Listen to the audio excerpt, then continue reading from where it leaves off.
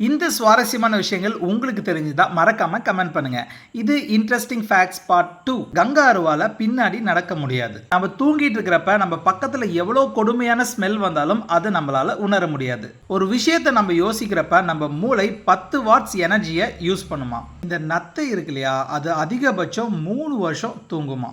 நீர் யானையோட பால் பிங்க் கலர்ல இருக்குமா.